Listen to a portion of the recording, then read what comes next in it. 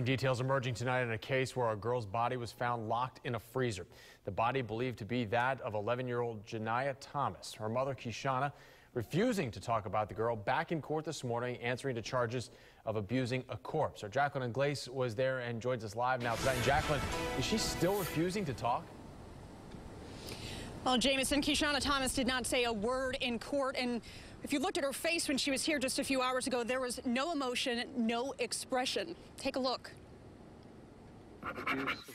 The only sound coming from 31-year-old Kishana Thomas in court just hours ago, her signing her name, acknowledging she understands the latest charge against her, abuse of a corpse. At this point, they can't arrest her for the homicide until they've established a cause of death.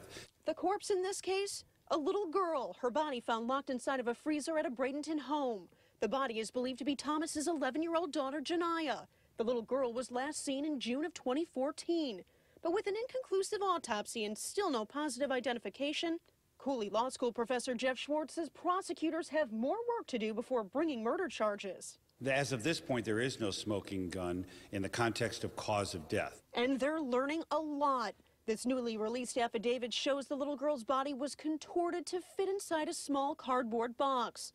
And she was put in the small box before being put in the freezer. Police say in the freezer they also found 2 boxes of baking soda. The question will be who had access to the freezer, fingerprints that might be found on the lock or on the outside of the freezer. Why did she move the freezer? That's right.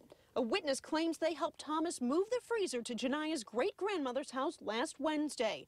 And when questioned about why the freezer was locked and needed to be plugged in, Thomas reportedly explained there was meat in the freezer and she didn't want anyone stealing it. Thomas, despite being in court several times this week, is still refusing to answer any questions about the little girl. Nobody has an obligation to incriminate themselves. And so the prosecution would have to tread very lightly on the idea of why wouldn't a mother say where her daughter was. Now, despite the judge today giving her a $100,000 bond, well, Thomas will not be getting out anytime soon. She's still being held with no bond for that contempt of court charge that was put on her Friday when she refused to tell the judge where her daughter was. She'll be back in court on Monday. We're live tonight in Palmetto. Jacqueline Glace, ABC Action News. Jacqueline.